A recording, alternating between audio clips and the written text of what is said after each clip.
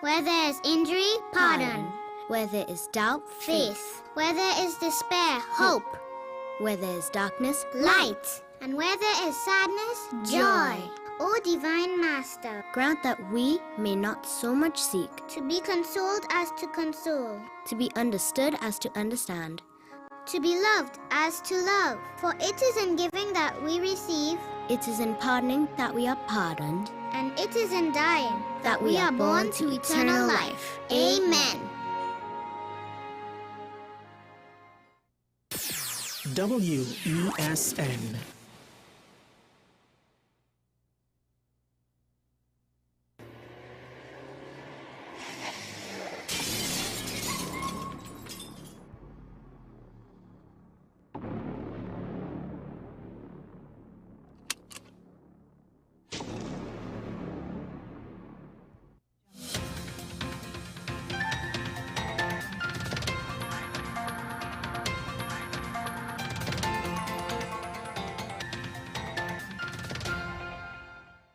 Here is your WESN News on the Hour. I'm Naomi McNish. Thanks for joining us. Here are the headlines. 15 undocumented Venezuelans detained in Airlink police exercise. Camille Robinson-Regis sworn in as AG amid legal experience concerns. Prime Minister Young announces general election for April 28th. And internationally, Putin rejects U.S. ceasefire plan, sets own terms for Ukraine peace. Now for the details. 15 undocumented Venezuelans, 10 men and 5 women, were detained during a police operation at the Airlink fishing facility on March 18th. Officers from multiple divisions, including the Southwestern Task Force and the K9 unit, led the exercise. The individuals were taken to the Airlink police station awaiting processing by immigration authorities. Newly appointed Attorney General Camille Robinson-Regis is facing criticism over her lack of legal experience. Senior counsel Israel Khan suggests her appointment is temporary, calling her a caretaker AG, until after the election. Despite concerns, the Assembly of Southern Lawyers has welcomed her appointment, expressing willingness to collaborate on legal reform. Prime Minister Stuart Young has set April 28th as Trinidad and Tobago's general election date. The announcement came just one day after Young was sworn in.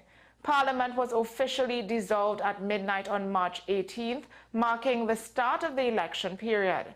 Nomination day is scheduled for April 4th. Now, with the election date confirmed, political parties are gearing up for the campaign.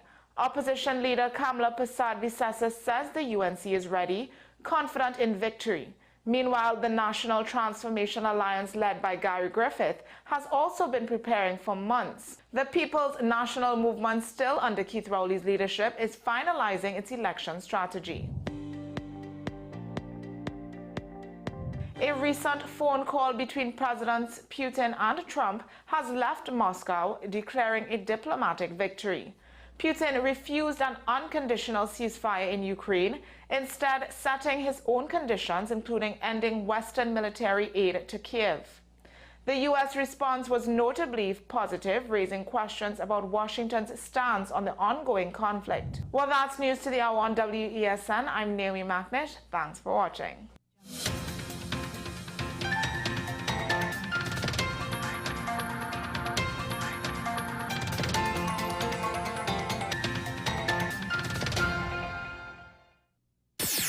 WESN.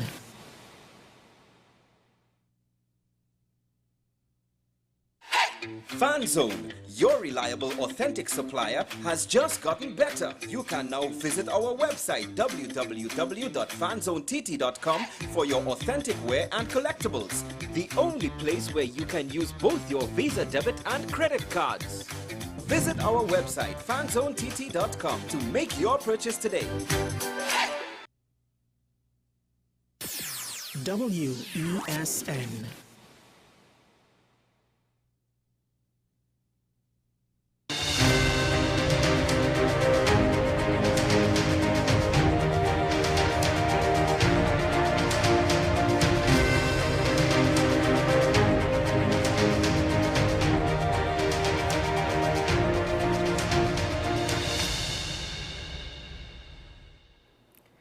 Good morning and welcome to AM Prime on WESN. I'm Naomi McNish. And I am Jada McLeod.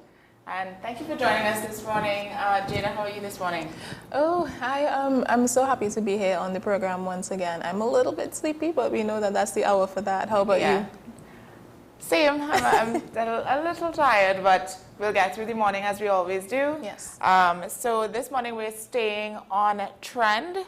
The discussion that we've been having lately is a little bit on the political landscape of Trinidad and Tobago, with Stuart Young being sworn in as the new Prime Minister, bringing with him a cabinet reshuffle that is already sparking debate. Yes. Meanwhile, the opposition is positioning itself in response to these changes, and Tobago's role in the political equation remains a crucial factor. But what does this all mean for governance, national policy, and the road to the upcoming general election? So joining us this morning to break it all down is political analyst and strategist Derek Ramsamouche. Good morning, Mr. Ramsamouche, and welcome to the program. Good morning. Thank you for having me on the program. Good morning to all your viewers. Good morning, Naomi and Jada. It's a pleasure being here. Of course, same here. Yes, Pleasure to have you on. So, Mr. Ramsamouche, we just want to understand your basic perspective. What are your thoughts on? What has been your thoughts on Dr. Rowley stepping down and Stuart Young being sworn in as the new Prime Minister? Well, the reality is many elements of the society have been asking for a change, either from that of the government or change of that of the leadership, or change in how you manage the economy, how you deal with the society. And every new political leader, or every new prime minister in this case, must have the option to determine which members of cabinet he is willing to work with, and to clearly identify the policy that may or may not be required to be changed. So part of that, of what we see, is the evolution of our politics, the evolution of our party's development, as it makes the transformation from one leader to the next. Serving 2 terms perhaps is a good time to demit office. In the United States, you have term limits. In the UK, I believe we've had quick changes of leaders. In Mexico, you have 1 6-year term. So we all clamor for political reform. So a self-imposed 2 limits by Dr. Rowley allows the country the ability to have a different perspective as the society and the economy changes. So it's not a bad thing.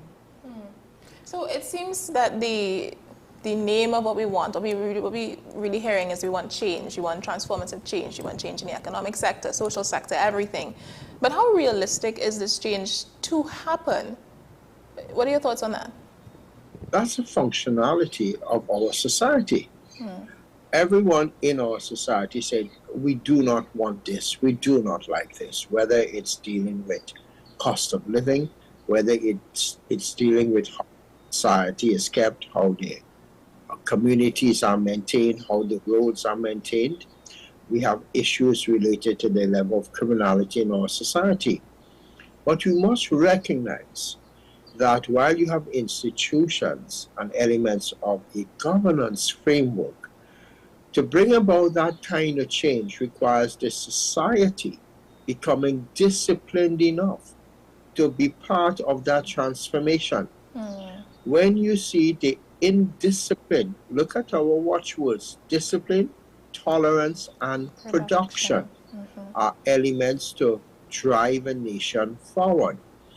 But when you look at how we thrive, when you look at how public services are developed, when you look at the level of garbage in our society, that goes beyond government and governance down to the society and the people who compose that society.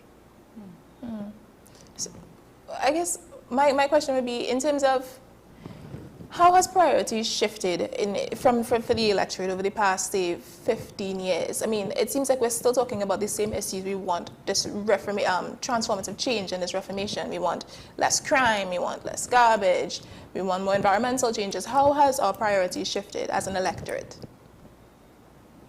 As an electorate, we are still fundamentally very basic, wanting to have the capacity to have more money so as to fulfill our personal desires, whether it's a house, whether it's a mortgage, whether it's a car, whether it's a travel out of the society. But we have yet to mention the word productivity, or being productive, or being disciplined.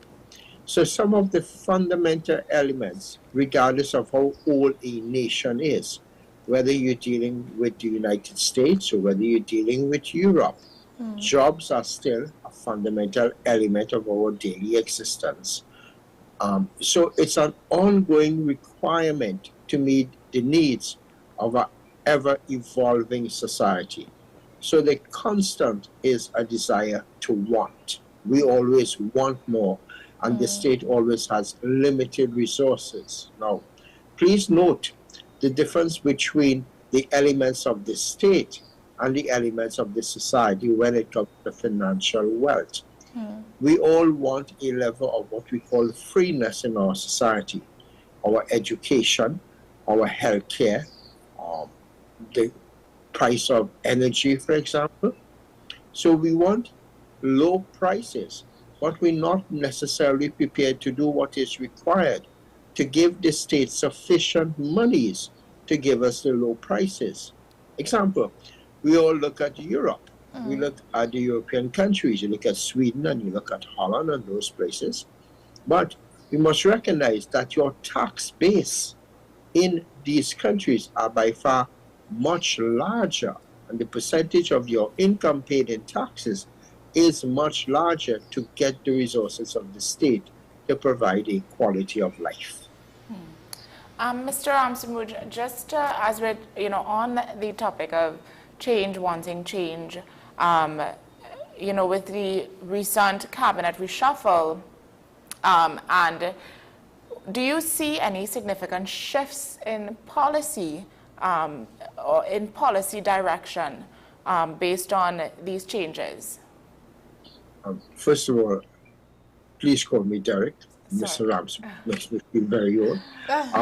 You cannot expect fundamental change within hours of a new prime minister being sworn in. That is unrealistic.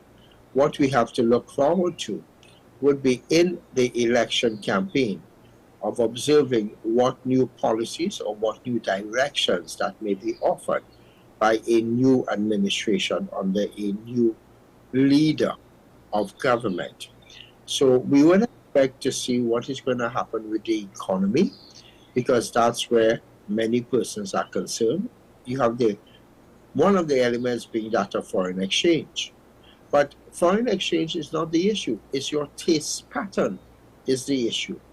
The issue, for example, is how you're going to deal with the agriculture sector for food, thereby reducing the inflation rate, the food inflation rate of affordability. That's one of the areas we have to look at. The other area would be how you diversify the economy. This diversification word has been used since 1956, 1958, and each successive administration. However, because we so wish to continue the benefits of the oil and gas, and where that attracts all our brain power and most of our resources, because that's where we get it from, we have got to now look at diversifying, for example, the Tobago product, the Tobago tourism product, of meeting the standards there. But that requires a change in attitude towards tourism within Tobago. So change in the economy, change in elements of the economy like tourism, like manufacturing, change in how the society is governed. Remember the big controversy regarding property tax, but that is also was a requirement for any progressive state to give the communities revenue, to use that revenue effectively. So we also have to see not just change on society, but change in the governance of government of public services.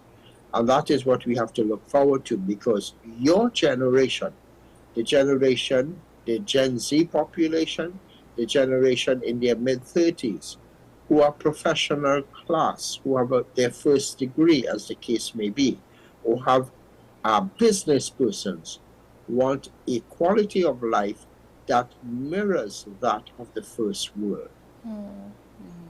So what do you think, just to finish the conversation a little bit, what do you think we can expect from Stuart Young's leadership after we've seen how he's been as a Minister of National Security, Minister of Energy and Energy Industries? What do you think we can expect from his leadership, and how does it differ from Rowley's tenure? Well, we cannot say how it's going to differ, because his beginning of his tenure has now started. So that's not a correct question from the point of view. Dr. Rowley brought a particular type of experience of being in politics from 1986, of experiencing two oil booms, of experiencing the transformation of the society when education was not open to all in the society, where healthcare was not open to all in the society, where there were different employment practices. Remember the 1970 Black Power movement, the revolution that attempted to change how people acquired jobs, a sense of fairness and equality of opportunity. Now we have a prime minister who has come into office with the experience of being in government, in governance, of understanding first-hand knowledge with respect to energy and the strategic negotiations when it comes to getting the required input for the creation of wealth in our economy. So it's not done in isolation. So he has that particular kind of experience. He also has legal experience. He also has the experience of understanding some elements of the criminality in our society. And we can see in terms of the appointment of new persons may indicate a change of how you structure our judicial system, of how you structure the society when it comes to dealing with criminality at the community level, also within the education system. And when I say education system, we're not talking about schooling alone. We're talking about the overall intelligence level in our society and the tolerance element. Do you think that, going now towards the date that was set for the general election, in your opinion or in your view, do you think that this was a strategic plan by the PNM to set this date so soon after these swearing-ins of cabinet, of the Prime Minister? Your thoughts on this? There are two particular thoughts. Firstly, remember, a Prime Minister is the one that holds the residual right as to when to call an elections. Yes. Prime Ministers call an election when they believe they are at political strongest and when the opposition is at their political weakness. One. Two, any new leader perhaps will require a fresh national mandate, and therefore that gives him the opportunity to put to the public for their consideration what are his policy positions, what are the qualities of his leadership required to bring about the transformation of how the society is structured and how the economy functions. So it seems that we're setting a sort of a precedent where you can now be Prime Minister without being the leader of the political party. How do you think that may affect future generations? Politics is a constant evolution of not only the institutions, but the precedents and the actions. And like we all look at the United States and say the Constitution there is basically evolving. In the UK, it's a living structure. So politics must evolve. You cannot be running a society that feels not connected to the establishment of the politics of the 1950s, 1960s, 1970s. You are living in a post-COVID, right? Post-COVID Trumpism world that is run by AI, that is run by new products and services. And therefore, our politics must evolve. That's the only way you can be of any relevance to the 18-year-olds, to the 16-year-olds, to the new economy. Example, would it not be a very good thing if we had developed an AI sector? Of course. Where, right? So you need a different kind of thinking. Now, in developing an AI sector, you've got to change, for example, the whole technology bills in the country. We are having difficulty going digital when it comes to digital money. We are having difficulty. COVID acted as a catalyst for us to use more technology, even to facilitate this conversation using Zoom. These are all advancements in our globe and in our society. Yeah. So I just want to kind of shift slightly to get your view on the opposition and the other political parties. So, you know, this date being set so soon, I mean, the opposition had not yet laid out all of their candidates, all of the seats that they're contesting, you know, so it almost seems, you know, they're not ready. And at this point now, it's like a race to the end. So to unfold that now, this is why I'm saying, you know, do you think it was a strategic plan from the PNM, because they were the only party that seemed ready, you know? In politics, when you lose an election, you start your next campaign the morning after. The opposition, UNC, had just under 10 years. 10 years to prepare for an election. That's over 3,600 days, if my maths is right, give or take. Yes. Okay? And you've had an incumbent a sitting Prime Minister, incumbent Prasad Bisesa, who has a fair amount of political experience in our parliament, as well as being opposition leader, as well as being a former Prime Minister. So the issue is not that of a lack of political experience. So the UNC had over 3,000 days to prepare for an election.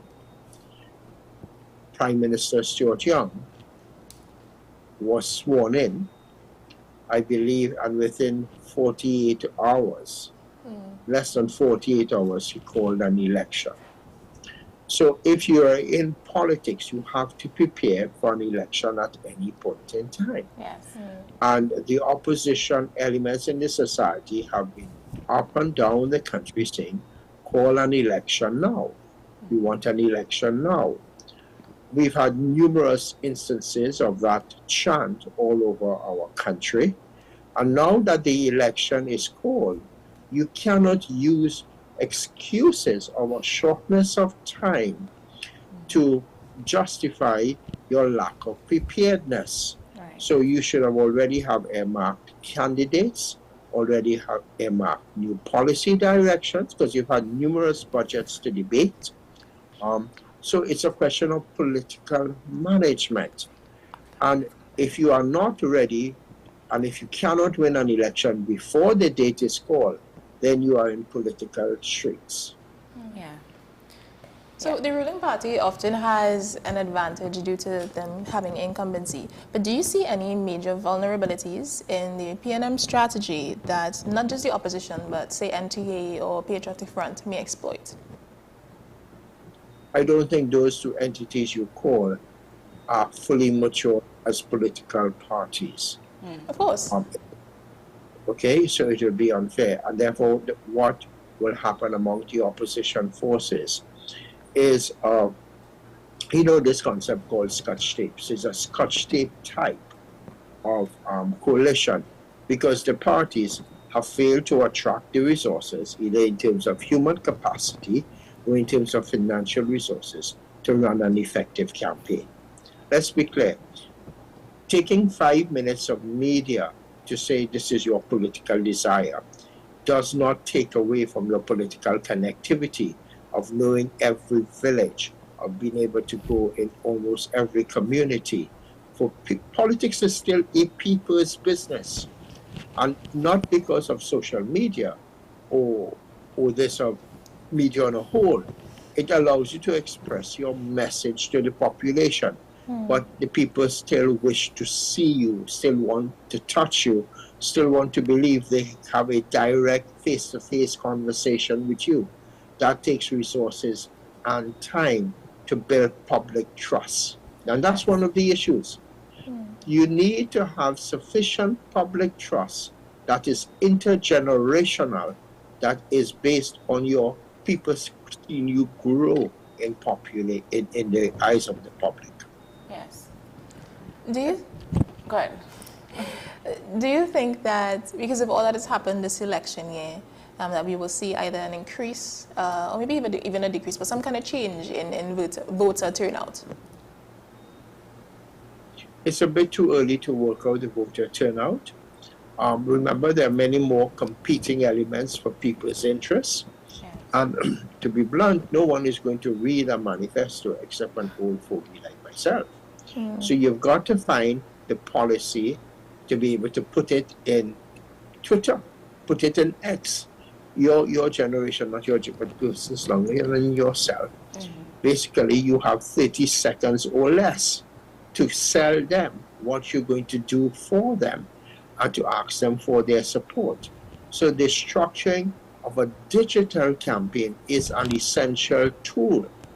Not just, okay, yes, we're going to have the fun with the memes and that kind of element, but it's going to come down to serious business in an economy that is dependent on gas, that is fundamentally dependent on the geopolitics of the Trumpism element in our society and the effects of that.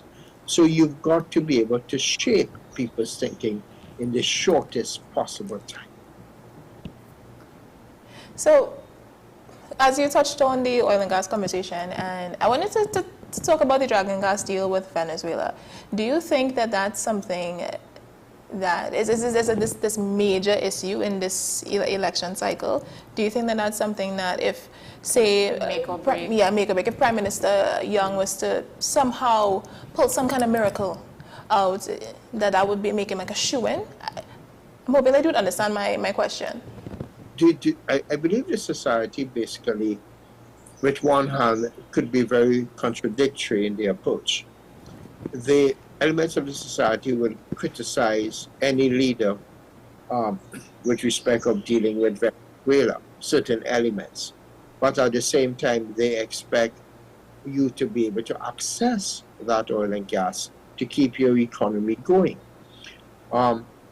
It's damn if you do, damn if you don't.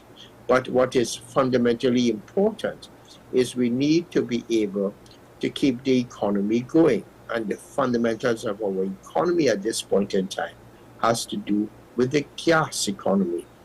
So it's critical that we not only look and see and negotiate strategically with the geopolitics influence of how we could get and access the gas from Venezuela, but also to see what other resources we have here in Trinidad that can be developed. The challenge when it comes to the gas, the challenge with that, well, it takes time. It's going to take the better part of between 18 months to 24 months to develop any type of new sources of gas. And you still have an economy to run, and you still have public servants to pay, and you still have to control inflation. So you must have stable leadership that know how to manage our economy in going forward, gas and non-gas. And that's critical. Experience is needed. I just want to now touch on Tobago a little bit as it relates to these political developments. So we know Tobago has had past tension between the central government and the THA. Do you think that these political changes we will, or with the new administration, that we will see a change in how Tobago is engaged with politically? This scenario with Tobago that you speak of is nothing new to the history of Trinidad and Tobago. We must recognize that Tobago's autonomy has been work in progress since 1956.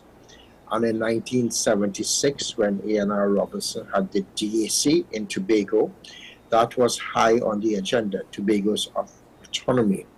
So the pursuit of autonomy has always been in our political land space. That resulted in a certain percentage of the budget being allocated to Tobago. I believe it's roughly at or around 4%. So this internal challenges of how Tobago is managed and the autonomy has been in our history from the time we became independent, and we have different incarnations. So what we see occurring now in the last recent couple of years is nothing new when it comes to the administration of Trinidad and Tobago. Tobago also, the electorate in Tobago is fundamentally different from the electorate in Trinidad. So trying to put that in one political entity, one political electorate ethos is very, very challenging. So what we see is that this conflict is one, nothing new. Two, Tobago how they vote in the THA may be fundamentally different as how they vote in the national elections. So one does not automatically translate from THA political thinking to national thinking. Yes. Well, Derek, we do have to begin to wrap up, but before we close, considering this election date, April 28th, over the next less than a month, less than a month, a couple of weeks, what should we as the public kind of pay attention to or focus on in order to make a decision when it comes, when that day arrives? Well, first of all, thank you for the interview. Secondly, as media persons, I would advise you to plan your media life in a 3-hour block, because every day, every 3 hours, the politics perhaps will evolve. We would expect a lot of misinformation, a lot of unknowns being put forward in the public space. So there are going to be numerous opportunities in which people, the electorate, can understand how the politicians will speak, how they will act, and what they will have in store for us in the new term. You must consider how your family will be taken care of. Yes, we have the crime situation. Yes, we have the economy situation. But who is best positioned to lead the Trinidad and Tobago economy into a new economic frontier? That change is inevitable, and the management of that change within a stable framework is a requirement. We have to be willing. If you look at, for example, in France, when Macron emerged as a younger leader fighting the establishment or the established politicians. So the question is, at what stage do we facilitate a transformation of our politics and a transformation of our leadership, and led by whom? Politics is both in your own personal well-being to take advantage of participating, do not abdicate the responsibility, and take the emotions out of it and look at the pragmatism of what is being offered. We've had free education in our society at every level. Let's use that education in determining the decision, not the color of our skin. Yes. And this is an opportunity now for us to see whether we are willing to make a leapfrog in our decision making and not be afraid. Yes. So take emotions out and look at the pragmatization of it all. Derek Ramsmooch, guys. Could not have said it better. Ourselves, yes. So we do thank you for coming on, Derek, and we do hope that you have a very good day. Thank you very much, and please be safe, ladies. Thank you Nice so to much. see you. Bye-bye. All right, so moving swiftly on, we are going to take a quick break, and then we'll be right back with our second interview of the day. Bye-bye.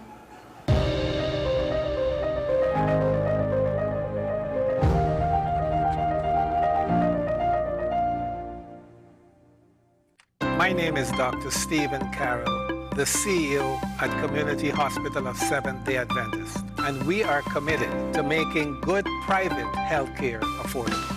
For all your medical needs, including dental, radiology, laparoscopy, behavioral and mental health, along with many other services, contact us for more information at 235-5479. Community Hospital of Seventh-day Adventist, where good private health care is affordable. Our award-winning show is back, and this season promises to be even more exciting than before. What's Up, Doc isn't just a title. It's a call to action for anyone who wants to improve their health and well-being. Join us on this thrilling ride towards better health on WESN Content Capital. Every word, every line, every paragraph depicts a real moment in someone's life. A father, a sister, a mother, a brother. We at Newsday are dedicated to you, the people, and through independent, unwavering journalism, strive to always bring your stories to life. Because your stories are more than just words. Newsday, independent and credible. Knowing how to tell authentic is as easy as 1, 2, 3. Find it, match it, search it. Step 1. Find the style number on the tag. Step 2. Match the style number inside the jersey with the number on the tag. Step 3. Search it. A quick Google search of the style number will verify the jersey is authentic when the search results match the jersey being searched. Don't be fooled by counterfeit jerseys. Before you buy, remember to find it, match it, search it. Fan Zone, 2 locations nationwide. Center City Mall, Chaguanas and Movietown, Port of Spain. Nationwide delivery available.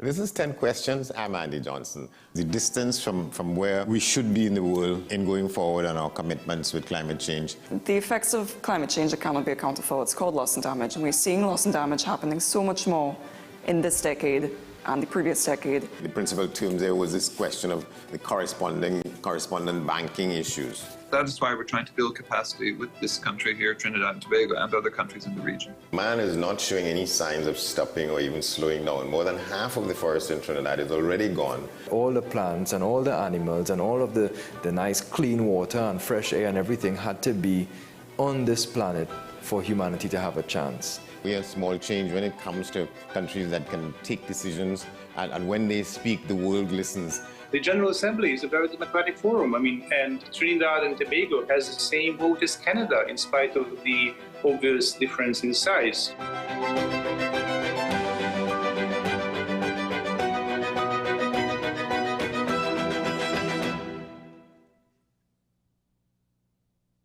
Folks, we're back and better than ever. Your show have always appeared to be a show that is focused on going to the cause or looking to the cause. We hardly ever talk about the white-collar crime, though. We always talk about the ones that involve more as physical violence against individuals. The citizens will only measure transmission when water starts to flow through their taps. Because vision doesn't talk about local election. Contract mafia that's responsible for looting the country, and they own and operate these politicians. So if you are running a country and you can't say nothing as a prime minister, please take up your bag and go. It is not comparative to the murder figures, but it is in fact very high. I believe he's protecting certain individuals.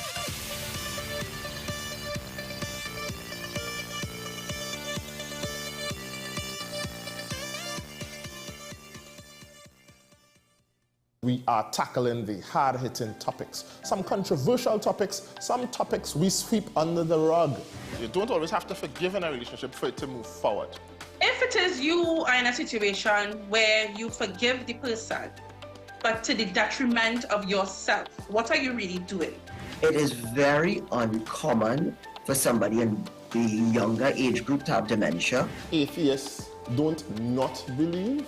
Is that I can't disprove God, but you also can't prove God, so we cannot have a stalemate. We'll focus on the woman who's been the victim, right, or the man has been the victim. We exclude the children. Folks are trying to study the underlying brain mechanism to figure out how does this particular disorder happen in the brain? How is the brain processing this? Don't worry about AI, worry about humans working with AI. Are you willing to learn new skills to stay relevant for the future job market? That's the challenge that people are going to struggle with.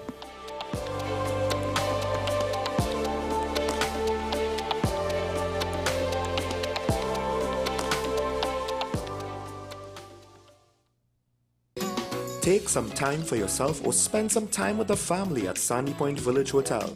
Enjoy our various studio and suite apartments, self-contained with their own kitchenettes and Wi-Fi. We also have our famous 100-foot swimming pool and our beachfront restaurant, The Steak and Lobster Grill. And our location in Crown Point puts us near the center of activity from the nylon pool to the local nightlife.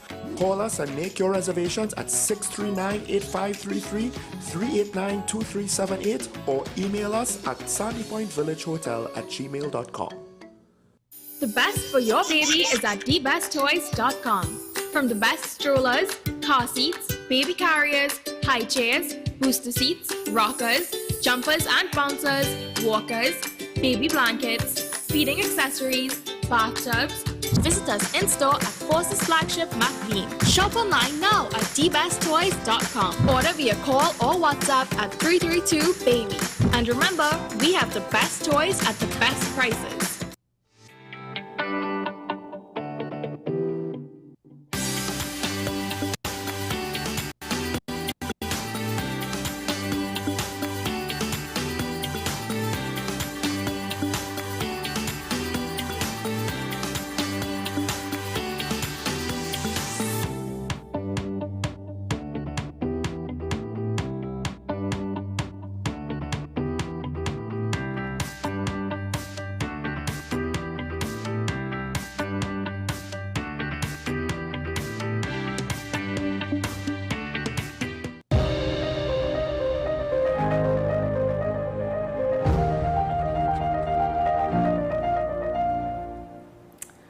All right, welcome back to the program. So we're gonna move along this morning. We're watching some videos, some international news and some regional news. We're taking a look at something beyond our world, literally. If you've been following international news over the past couple months or so, we had an issue where some NASA astronauts were stranded. And after months aboard the International Space Station, these NASA astronauts have finally made their return back to Earth. It's always incredible to witness the precision, teamwork, and sheer bravery that space travel demands. So let's take a look at the highlights of their journey back home. Oh, looks like we're getting our next crew member here. That is none other than Sunny Williams. Big smile, big waves. She, like her other crew members, now will be assisted onto the mobility aid. There we have it, some waves, some thumbs up, and some smiles. We're getting some views of him now as he egresses or exits the spacecraft. Dragon re-enters the Earth's atmosphere. All of that is expected. Coming from the WB-57 plane, that heat shield we can see doing magnificent work as it deploys. This view coming from the WB-57 high altitude plane. And there you see it on your screen, drogue deployment. Drogue descent rate nominal. You can hear the crowd here.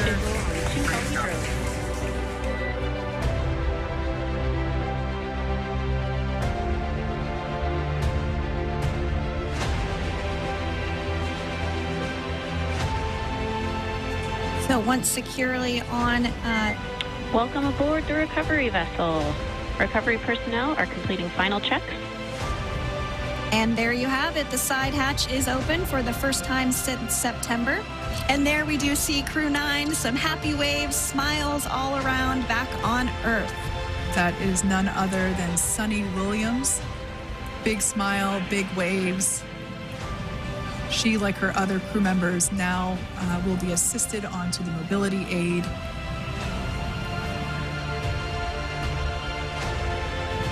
Once again, some elation and cheers there from Butch Wilmore. We can see folks on board clapping as our first crew member. And that is NASA astronaut Nick Hague, commander of Crew 9. Now out of Crew Dragon Freedom.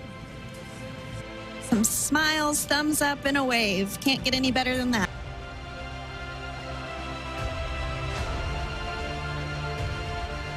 Wow, that was it was heartwarming to see. I'm so happy that these astronauts were able to get back home safely. I know this has been a trending story for quite some time, and you know, we could not understand why these astronauts or how they ended up being stranded in outer space. That's, Jada, can you imagine?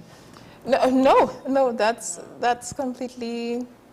That's something that was in their wildest dreams. Is something you really read about or hear about. I know when we first started hearing about it, they did not know how or when the astronauts would be able to come back home. So when I saw this in the news, I said we needed to, you know, highlight this, talk about it a little bit. But that was really, really nice to see. So we're gonna move along. Yes. Our second video. Yes, for you guys to see is just in some regional news as we come in a little bit for almost like a throwback to International Women's Day. So breaking barriers and making history, shattering glass ceilings to become the first female CEO of Digicel Barbados. Natalie Abrams will lead the company into a new era of innovation and growth with a bold vision for the future. She will redefine leadership. # lead like a girl. Now let's take a look at her view on the journey. My name is Natalie Abrams.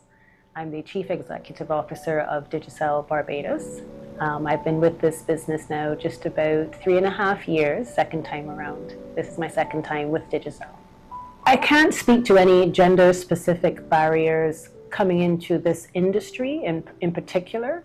I would more think that those barriers are role-specific. So coming into telco, I've come in at the executive leadership level, and happily in this space, you know, my perspectives or my experience are often sought out to add to conversations around topical matters in this industry.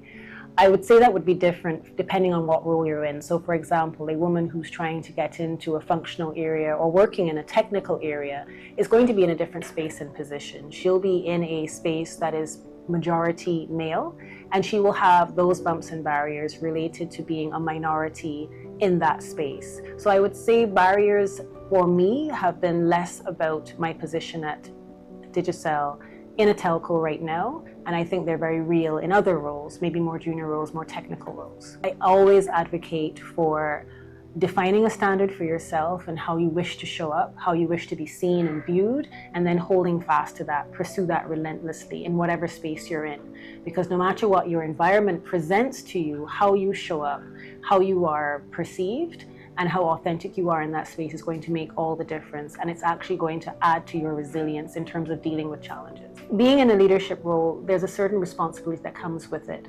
You now have access to more information than the average employee, and certainly you're part of the decision-making process. You very much need to take that to heart and ask the right questions and challenge the status quo. It is not okay to come into a space, see inequities, see behaviors or habits that are contributing to a gender divide and then staying silent about them. You are now in the position where you can ask the right questions. Why is this way? Should it be this way? Can we change it? How can we change it? You're in that space, you have that power, you should use it. It's interesting that we always talk about imposter syndrome as something affecting women more so than men. It is a fact that both men and women can experience it, but it's also a fact that women take it on more than men do. For some reason, we always question what we're bringing to the table, even when we know we have the qualification or we have the experience. And I often talk about leaning on my advisors, or what I've called my tribe, the persons who talk to you every day and remind you who you really are and why you need to show up in your spaces. Relying on that, getting that extra support, being able to be very, very clear about who you are and what you bring to the table and contribute is really important to get past imposter syndrome. Is it natural and normal? Yes. Do we have to do better at self-talk and engaging with our peers to make sure that we understand our value? Yes. One of the most interesting things for me is in a time or a space where I feel like I maybe haven't shown up at my best, getting feedback from others who go, that was amazing. And it helps you look at things with a different perspective and a different lens, and helps build your confidence as you move forward. So it's natural, but do we need to manage it? Absolutely, because it can sabotage where you can get to. Set a standard for yourself and pursue that relentlessly. Can we hear that again? Set a standard for yourself and pursue that relentlessly, Natalie Abrahams. That is such a powerful quote. Throughout this whole entire video, all I like to think about is that I was feeling very, very inspired. And my heart just felt whole. Naomi, how did you feel? I felt proud to be a woman, seeing, hearing her words, inspiration. It was motivating. I felt great listening to her. Yeah, she gave us some wise words and some advice. She said, don't see inequities and not address it. And if you know that you have the skills and the qualifications to show up in a room, why would you let imposter syndrome take that away from you? Yes. I think that's some very wise words to live by, especially as a woman in a field where it's quite male dominated. Yes. Yes, it's just to have your head up high and to remember who you are. Yeah, so I think that was a great video for us to take a look at on this Thursday morning. So moving swiftly along.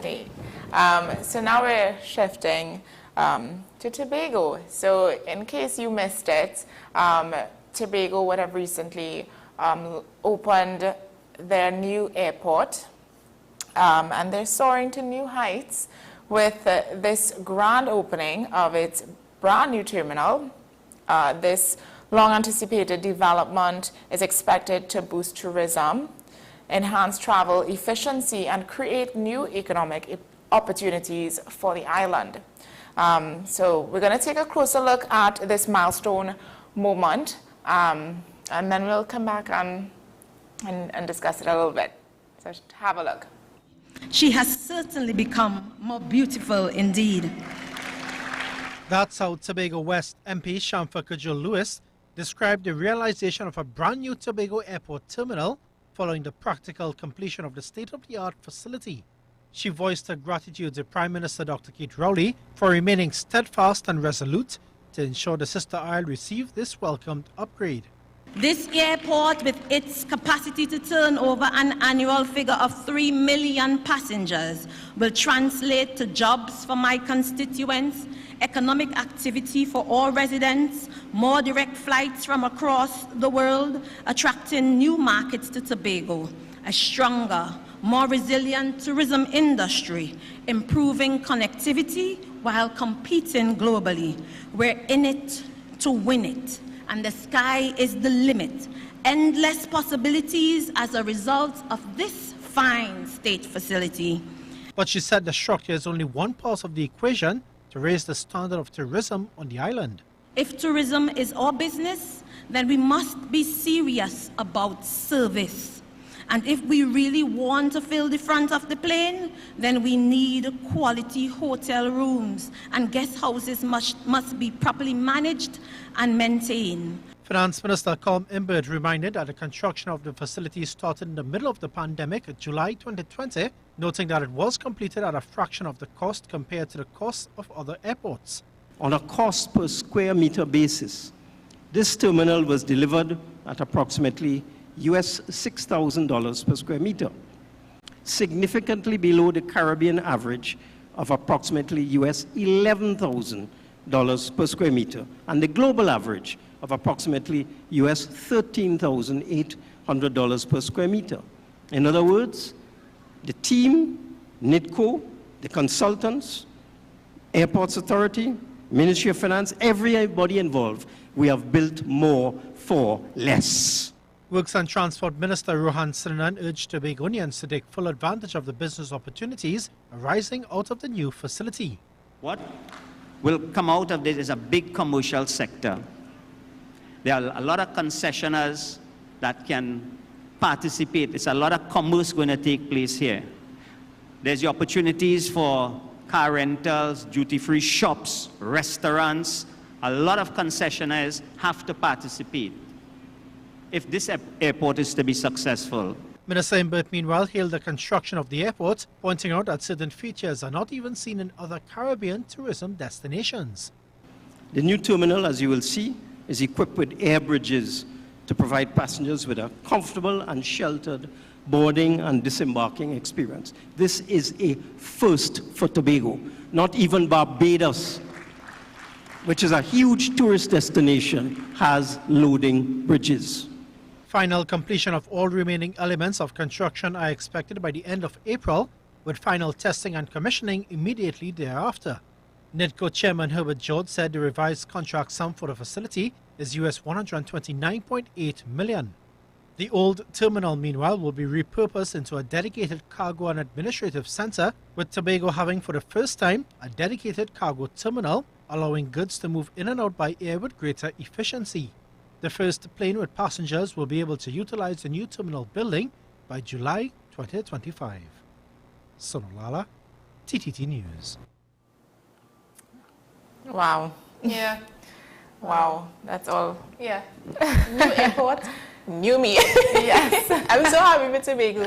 I'm so happy for Tobago. You know, I like to spend a good bit of my time in Tobago. Mm-hmm. So knowing that there's the option for a new airport and a new comfort, luxury. Yes, I'm happy. It gives international, and I think it's definitely going to do a lot for the tourism sector. Yes. It looks beautiful. Can't wait to see it in person. Mm-hmm. But kudos to Tobago for this step. And the new hair album, Jean-Paul Kujo, she said, in it to win it, and the sky is the limit. You have to love that spunk. Yes. You have to. We could have, I mean, that might very well be our quote for the day, but. Yeah, I think we're going to borrow that from the MP. Reuse it. No, but I have another one prepared, so we will, we'll wait for that. But that's all for our videos. This morning. I do hope you enjoyed that little segment. We definitely did, and we will do this more often, because I think it's always nice to just take a break. Let's talk a little bit. Let's see what's new, what's the latest in Just in case, our viewers would have missed it, I think it's very important for us to just say, here's a quick news, and then we go into other certain topics. So yes. So we're going to take a quick break and come back, and once we return, we're jumping into a conversation that is kind of, it's different. It's different, but I think you'll really enjoy it. So stay for that. We'll be right back.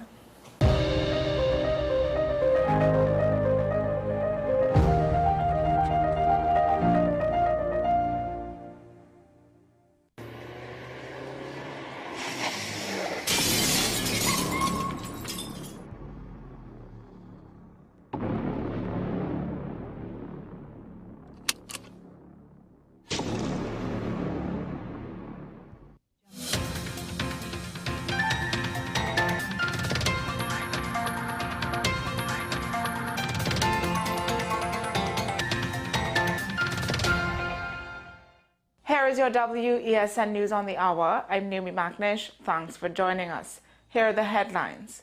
15 undocumented Venezuelans detained in errant police exercise.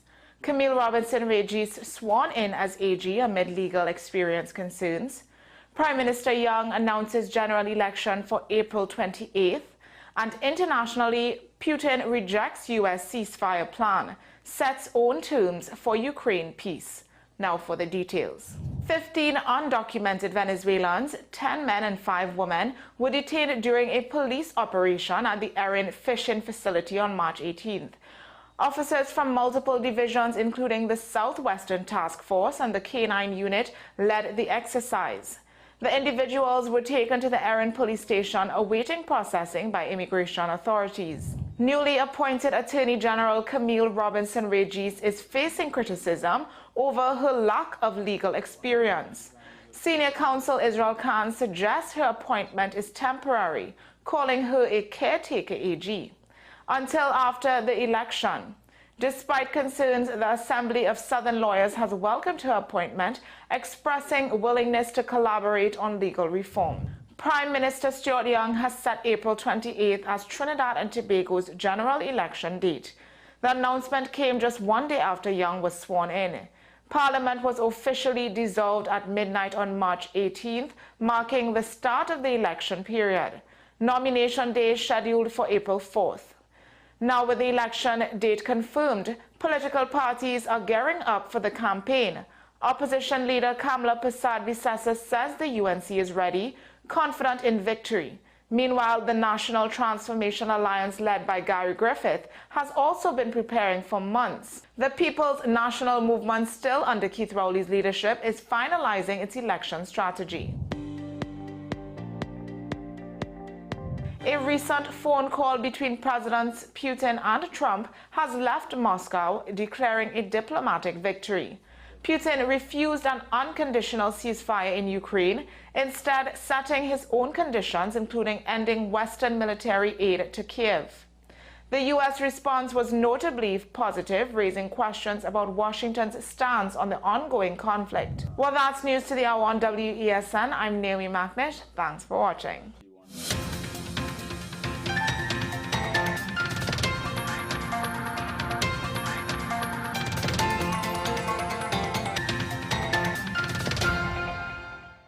Our award-winning show is back, and this season promises to be even more exciting than before.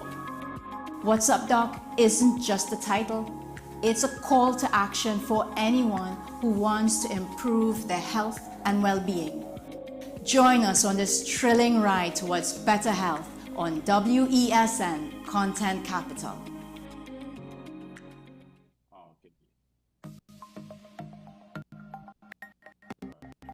Knowing how to tell authentic is as easy as 1, 2, 3. Find it, match it, search it. Step 1. Find the style number on the tag. Step 2. Match the style number inside the jersey with the number on the tag. Step 3. Search it.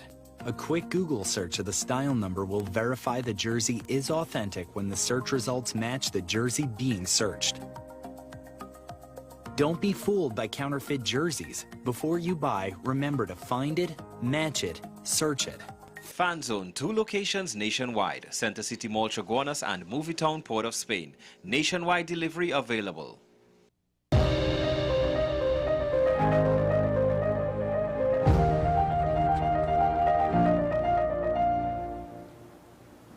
Welcome back to the program this morning. So jumping straight into it, 2-time national chess champion Kevin Cupid has once again proven his skill on the international stage, securing 3rd place at the 2025 ICNTT Barbados Open Chess Championship in Group A. As Trinidad and Tobago's national representative, he outperformed all regional competitors, with only 2 Canadian players ranking above him. But Cupid's journey in chess goes far beyond his recent victory. From discovering his talent as a child to becoming a FIDE master and coaching future champions, he has made significant contributions to the sport. However, he also highlights the challenges chess players face in Trinidad and Tobago, particularly the lack of financial incentives and support for players to reach their full potential. Joining us on the program this morning is Kevin Cupid to discuss his recent performance, his career, and what's needed to elevate chess in Trinidad and Tobago. Welcome to the program, Mr. Cupid. Thank you. I appreciate the invitation for me. Yes. So, well, first of all, you know, I don't think many people know that chess is a sport. Tell us about that. Chess is a sport. Why is chess a sport? What makes chess a sport? It's a brilliant question. I don't have the exact definition of a sport, but what I can say is some of the things that we would have to do practice-wise as chess being a sport. So, for example, as a semi-professional chess player, you would have to ensure that you have some level of fitness. Like other sports, you definitely have to be fit, but not only physical fitness, but mental fitness. And a lot of people focus so strongly on, I would say, the physical side of fitness. But if you want to produce the greatest athletes, mental fitness is extremely important. Yes. And we know that chess is something that would tremendously extend your mental fitness, yes, both on and off the board. So that's one great aspect of chess, I would say, that transcends throughout all sports. Even with the mental fitness aside, you must have a schedule set in place so that you could produce the greatest results. You must have a coach. Even if you don't have a coach and you're doing it on your own, I mean, generally, it would be extremely challenging to excel or compete with the top chess players. So there are many elements, I mean, like discipline, character. There's so much focus in the chess that we can see in other sports, and we will see both skills spreading across, you know, whether we choose chess and we choose football. Yes, football may be extremely physical, but we'll still see, you know, some skill sets in both that are very similar. Yes. So your performance in Barbados was extremely impressive. So congratulations on that. How was that experience for you? How did it feel to do so well in this and it's such a competitive field? So talk a little bit about your experience at this competition, competing with these other countries, and then winning. You know, top 3. That's big. Yeah, Barbados tournament, I was extended the invitation from the Trinidad and Tobago Chess Association, you know, in terms of being the national representative, as I would have been the runner-up for the 2024 National Chess Championship. First place would have gone to Joshua Johnson, but he would be in tournament not in Trinidad, so he's probably in Europe right now. As if you really want to do good, you have to participate in tournaments outside of Trinidad and Tobago. You know, I've won so many tournaments on a local stage, too many to count, to the point where I'm not that interested in even playing locally anymore, because it's just a repetitive process, right? So I would have been extended that while I'm actually doing an aquaculture program at UE. So it's like I had to now take time off of school while going to this tournament, but yet staying update with respect to my university work. So with that, I would have been playing some level of chess online, off and on. I am a full-time chess coach, so there's that aspect whereby my mind is always in chess. So I decided to take up the opportunity, you know, with my expenses and whatever little assistance I would have been afforded. And yeah, I went out there and I just decided to do my best. But prior to that, I did make up my mind, you know what, when I go to an international tournament, I gotta come top 3. And I went out there, placed 3rd. It was a bit of a shocker because I believe I entered maybe like 5th or 6th seed out of 10. Right. So, you know, with that placement, with that initial placement to yourself, you're like, all right, worst case scenario, I will come 5th. That's where I began, you know. One thing about chess players, we're very realistic. You know, we don't tend to fantasize too much on what may be possible. We see the picture as it is, we understand potential, and we understand the possibility of where you can be. So with respect to all of that, I was like, okay, worst case scenario, I can come 5th. Best case scenario, of course, 1st. You must outline, you know, your goals. So is it that one of my goals is 1st place? Another of my goal is top 3. And the 3rd goal is that I come 5th, you know, where I started. And within that, the tournament began. It started off pretty okay. And during the tournament, I started realizing that I was playing pretty well.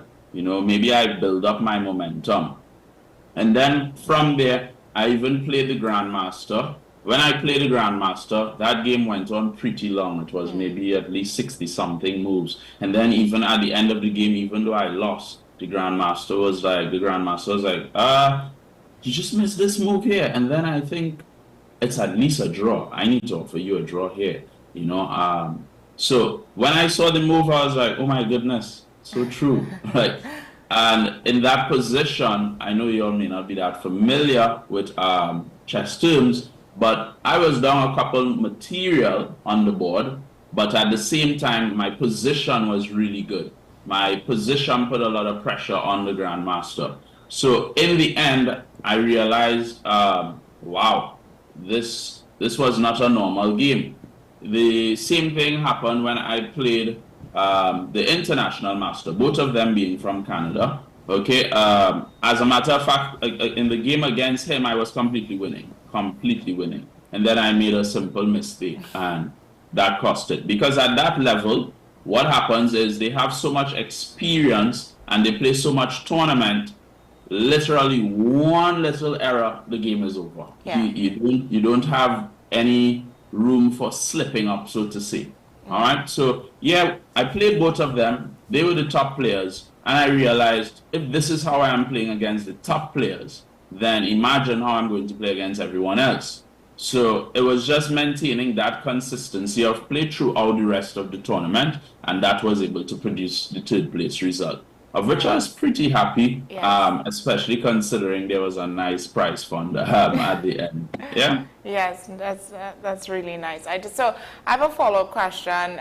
You would have said playing locally, you know, with regards to playing locally, it's not it doesn't interest you much anymore because it's very repetitive. It's the same thing over and over. So looking at that, is it, do you think it has to do with the level of the players that here in Trinidad? I mean, chess is not something I think we take seriously as a country. It's not, you don't see it often. You know, when I say we don't take it seriously, and no offense to you, but we don't see it often. It's not, you know, spoken about enough. You don't hear much about chess competitions or, you know, let's see. Yeah. Right. So with that, do you think it has to do with it not being, you know, explored by persons, by, well, it's youth or, well, youth especially, you know. So it being, let me just gather that question properly. Right, yes, because I was trying to process every single thing you were indicating at the time.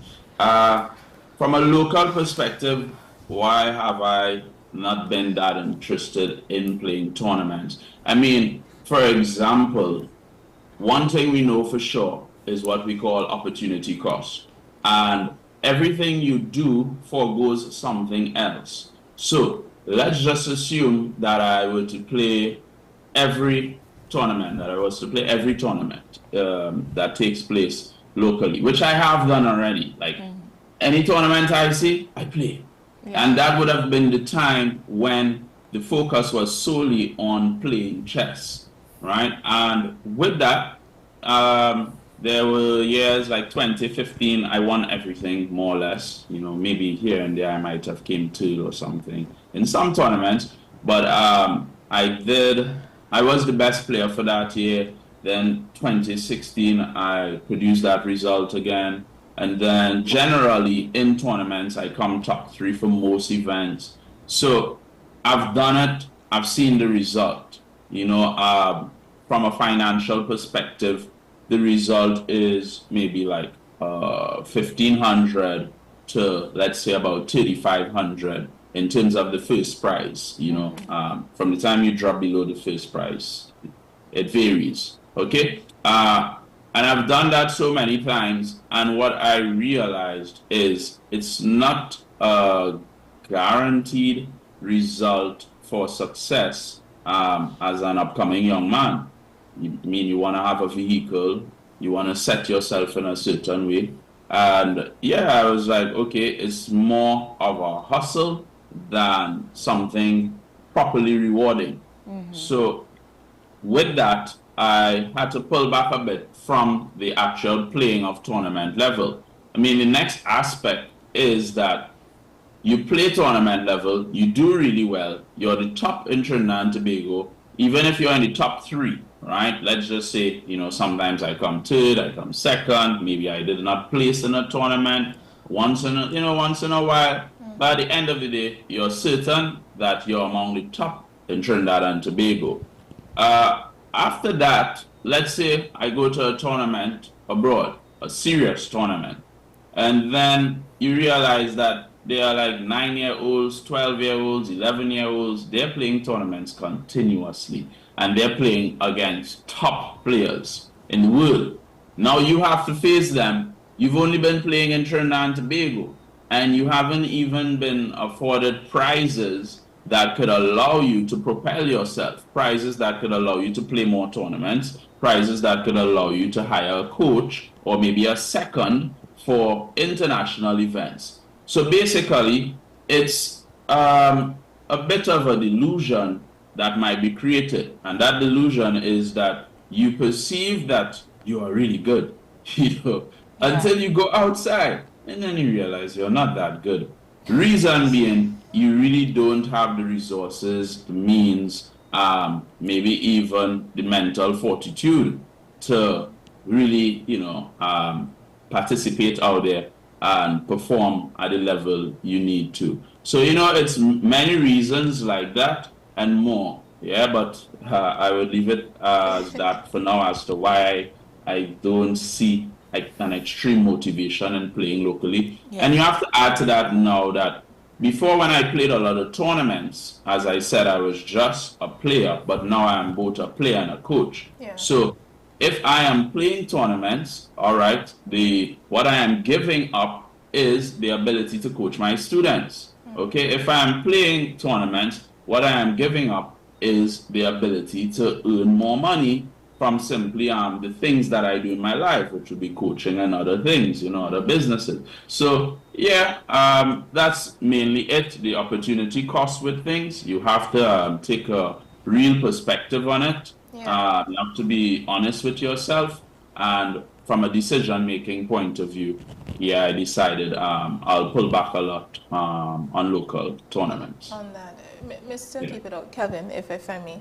You mentioned something earlier. You said with what little support that you receive. So, and I'm hoping that, or I'm thinking that you would have meant that in a financial way, especially from the country. So what steps do you believe are necessary to attract sponsors and enhance the visibility of chess in the national sports arena? Definitely, we are in a social media era, right? And I think sponsors go where the crowd goes.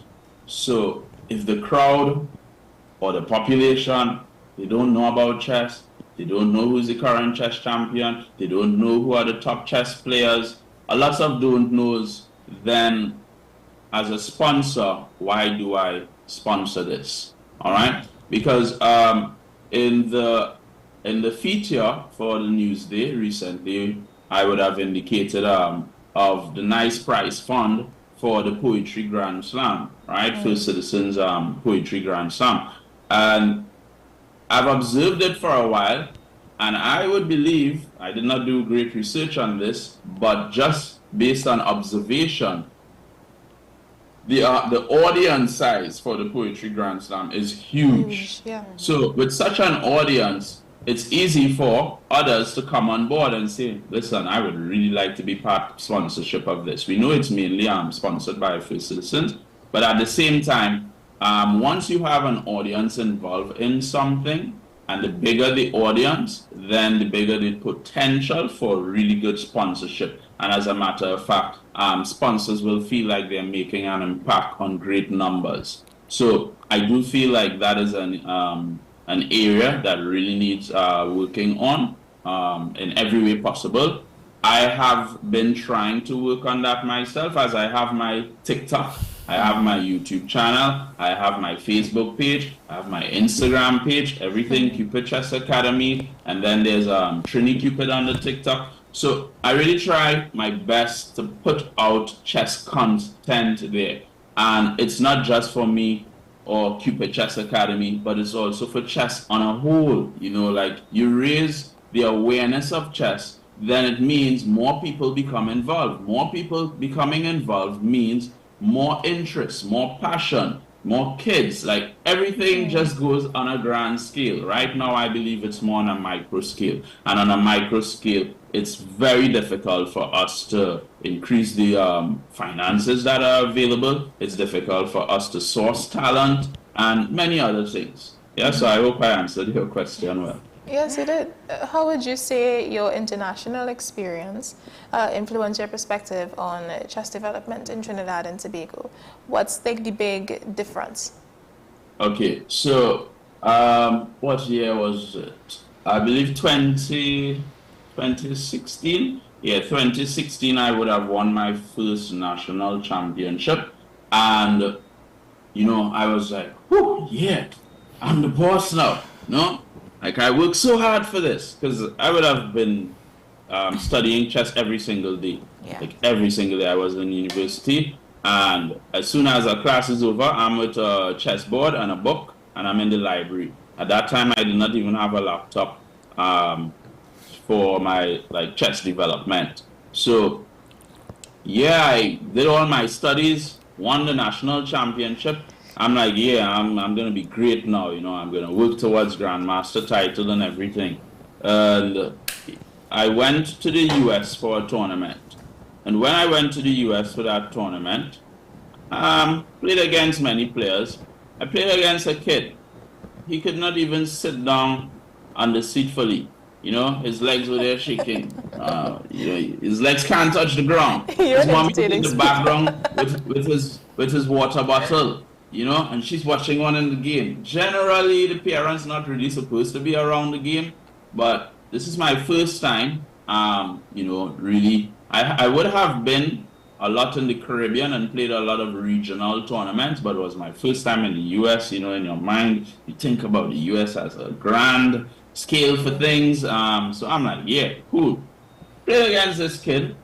I was having a very tough tournament. I had to adjust to the time format. Meaning, you know, the time conditions we were playing under, it was very different to what I was accustomed to from local and regional scale. And, you know, long story short, I reached in a position, I was overwhelmed. The position is very drawn. I offer the kid a draw. He just looks at me. Jesus said, I'm like, what? This is a random kid. He's not a master. You know, he's playing against a master and he's not even interested in a draw. So in my mind, I'm like confused. I don't know what to do now. But, you know, you don't expect it. You thought the kid is just going to accept the draw, shake your hands, and he's going about his business with his mommy, very happy. In the end, I think it's possible I lost that game. Yeah? Maybe it was 9 or 8, and maybe not 8, at least 9, right? I lost that game. And that game hurt me so much. You know, it really hurt me because I was like, wow, is this little child beating me? Yeah. Not that the game was lost. The game should have drawn, but mentally I just wasn't there based on my performances in the rounds before. And all of that to say, within that tournament too, I would have observed like the outside the tournament hall, and these kids were just rattling moves off, you know, E4, E5, knight to 3, knight C6, and I would play this, and then the Rui Lopez, I would make this move, and it's like, wait, this is the culture of chess here? You know, it was not normal. Yeah. It really wasn't. Hearing the kids and how much they apply themselves in chess compared to, yes, we do have good chess players here, or good kids playing chess here, but like that level I saw was on a whole different scale. Yes. With that, it allowed me to view chess different. You know, I was like, no, I got a lot more work to do. This journey has only started. All right, so I would say going out to the US and being exposed to that environment, it literally changed, you know, how I saw chess forever. Another thing was I would have spoken to a chess coach, and the chess coach, he was staying in the official hotel that was like Marriott. And I was leaving from by my uncle, which he lives in Delaware, to go to Philly every day on the train. So I would have to take the train, right, from Delaware to Philly, and then from Philly back to Delaware every day, and still play, you know, my games of chess. And a lot of times people, they see result, whether good or bad, but they don't see the process. They don't see what is happening behind the scenes for you to even be in the position to produce a result. And that would have been the case in that situation. Kevin, Yep. I just want to, what do you think we could adopt from these international arenas, chess arenas, that would make chess locally or even regionally better? Even more prominent, yeah. Yeah, or up to that standard that you speak of. Right. It's a challenging question. You know, it's a challenging question because, firstly, we're not certain what direction has been taken for that, for example, using that kid, for him to reach where he has. Has it been from, let's say, government funding, or has it been from his parents, you know, or maybe somebody close to him? Generally, a lot of them, it has to do with what their parents would have put into their efforts. You know, a lot of times it's only when you have produced certain results, then you would be assisted, right? Specific to, let's say in the US there, I've seen it a couple times. You win a scholastic, and then you get some assistance. So that I can't say for sure what method is being used there to propel the kids forward. One thing I do know is chess is so popular in the US that by default, if you are doing work in chess, you would want to do extremely well, and your parents would want you to do extremely well. So from Trinidad perspective, Trinidad and Tobago, of course, from our perspective, I think a major part is you must have a plan. What is your plan for chess within the next 3 to 5 years? You know, do we plan to produce XYZ results? You know, do we plan to find 5 talented youths and, put them on a program for maybe 5 years and show the parents these are the incentives of the program and this is the potential result for them getting into the program. If those things are in place, then they do have the potential to produce something great. Yes. But at the end of the day, it really comes down to what is set in place to ensure a great future. So yeah, I would take it at that scale. Jamaica, for example, last year, they decided to put 40 million Jamaican into chess, all right? And their goal is to produce a grandmaster. That is why they would have put that amount of money into chess. So that would be equivalent to about 1.7 million Trinidad and Tobago dollars, all right? A little extra.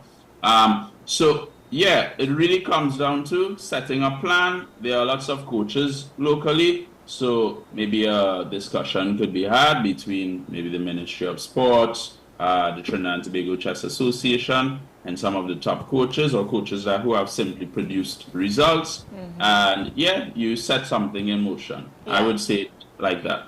I think though, why I think chess may not be as popular now, chess is something that is time consuming. To play a game of chess, you have to have patience. Your mind has to be focused, and it tends to a lot of people. I've heard this so many times. People say, chess is boring. So I mean, there must be a way that we can make chess fun, because it is fun for us. I'm sure chess is fun for you. And it's not just because you're good at it. I mean, it would have started at a point where you weren't good. You learned to play the game, and it took time. But that's so let's talk a little bit about your chess academy, Cupid's Chess Academy. Yeah. So you help to train young individuals to become champions. What is your approach to coaching, and what do you try to instill in your students? Right. So firstly, the focus is passionate progress. All right. So nothing great is produced without passion. So you must have passion towards it. Mm-hmm. And that passion would be a really deep down desire to want to do well. And from that, then you will get the focus that you need. But dealing with kids, you realize that the most important thing is for them to enjoy what they do. You cannot get kids to sit down and focus for 2 hours if they don't enjoy focusing for 2 hours. Yeah. They would start moving around, they would start being distracted and so on. So within the academy, I focus a lot on making sure they enjoy what they are doing. Even if I'm having a serious class and I realize, maybe their attention is shifting a bit, then I would say, okay, I need to switch things up. So in the academy, that's one of the main things, passionate progress. Make sure they're enjoying what they do. But very important is to produce champions, because if I don't produce champions, or if we don't produce champions at the academy, then what are we sending forward on a regional and international scale? Growing up in the chess world, I loved the idea when we had regional battles and you could see Trinidad and Tobago to the top. Like even the colors I chose for the academy, red, white, and black, because I want that national level represented well. I want when you see a Cupid Chess Academy kid, you also see Trinidad and Tobago, So yeah, that's the main focus there. We really want to produce champions as much as possible. And for me on a personal level, that is why at times I will hire a coach to even improve my understanding. And sometimes I would even have my kids get exposed to many different coaches, international coaches. So that way it's not specific to just what I know. They could be exposed to, many different ways of approaching the game. So, Mr. Cupid, Kevin, if Trinidad and Tobago were to make chess a bigger priority, what would you recommend to be a suggestion to policymakers? Wow, tough question. So if they were to make chess something bigger, what would I recommend to policymakers? Yeah. Where do you want to see the game go, the sport go?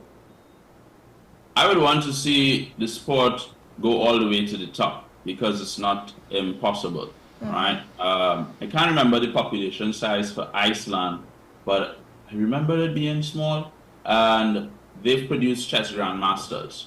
So it's not to say that if you don't have the right population size, you cannot produce great results. It's something mental, and we have extremely smart kids here, you know?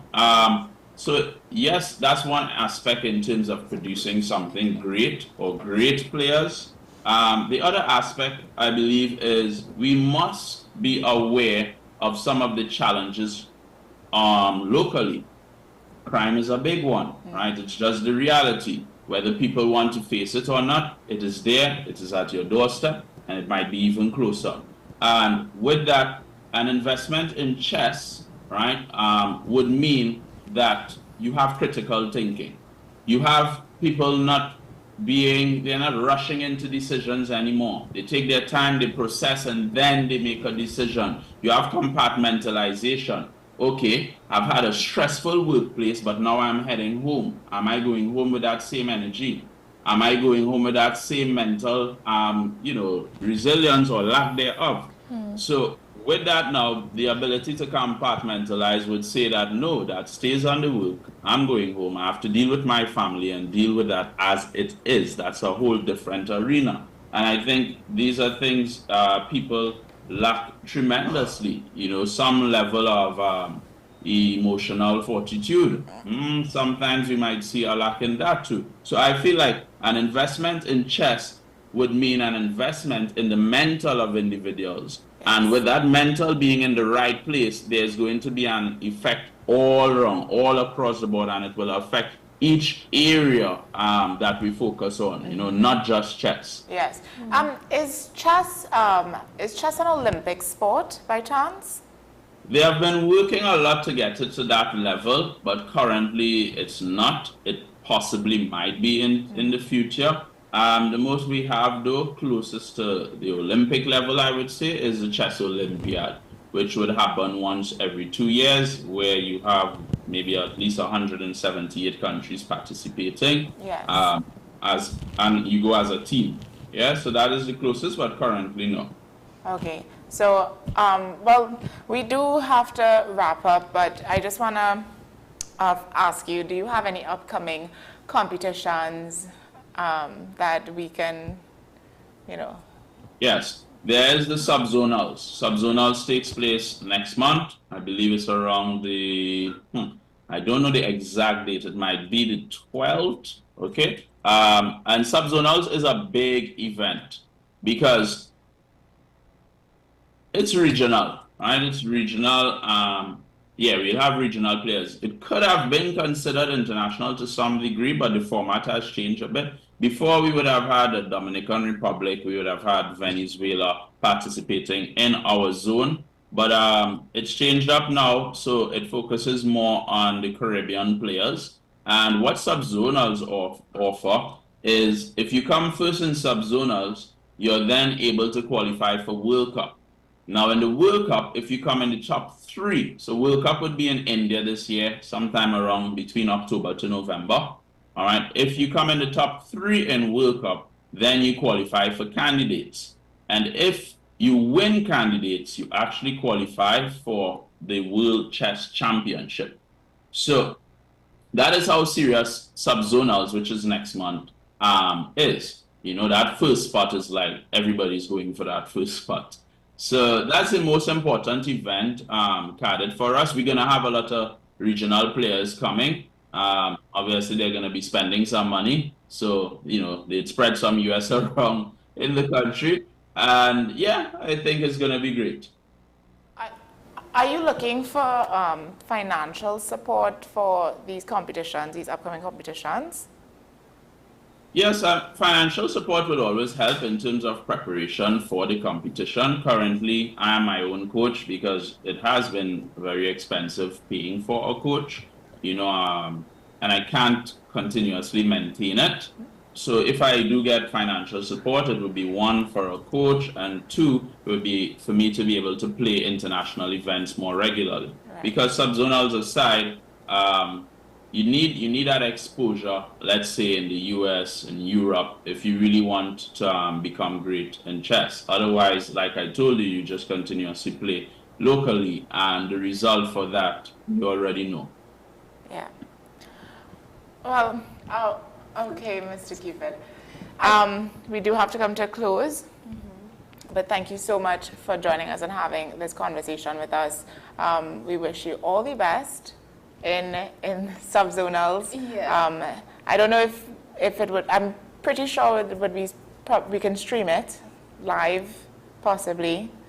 Yes. I also wanted to ask you just to repeat your social media again, so that if people wanted to get into contact with you, maybe want to join the academy, they can. Yeah. Okay, sure. So for Instagram, it's Cupid Chess Academy. For Facebook, it's the same, Cupid Chess Academy. If you want to contact me via email, it's cupidchessacademy@gmail.com. We do have our website, which is cupidchessacademy.com.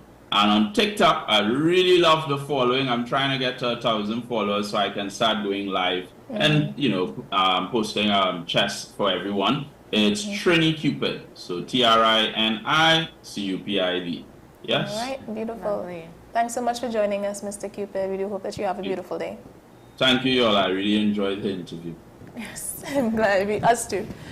All right, so that sort of brings us to the end of our program today. Not quite. Of course. So this, to end off today's program, I decided to do something to stay on theme with this last interview. So our closing quote for this morning: chess, like life, is about making the right moves, sometimes with strategy, sometimes with intuition, but always with resilience.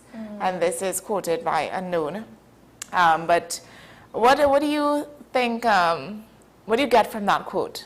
What I get from that quote is power. Yeah. I think that is the theme of today, power. Yes. So I really like that. A game of strategy, a game of determination, but above all else, yes, resilience. Yes, and it also speaks of, you know, when you're day-to-day making decisions in your day-to-day life, don't always depend on your emotions, because your emotions can lead you astray. But you know, always make the right decision. You have to make sure that decision is coming from a place of strategy, of, you know, logical thinking, of intuition, and you'll be okay. You'll be okay, and that is exactly what the game of chess is about. And that is all we would like to leave for you today. All right, so again, thank you so much for joining us on the program again, and we will see you guys tomorrow. Have a beautiful day. Bye-bye.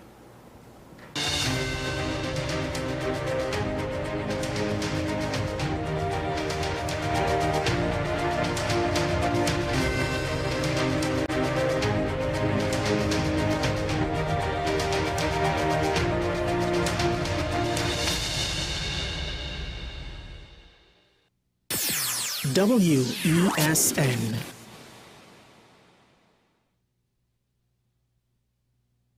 My name is Dr. Stephen Carroll, the CEO at Community Hospital of Seventh-day Adventist, and we are committed to making good private health care affordable.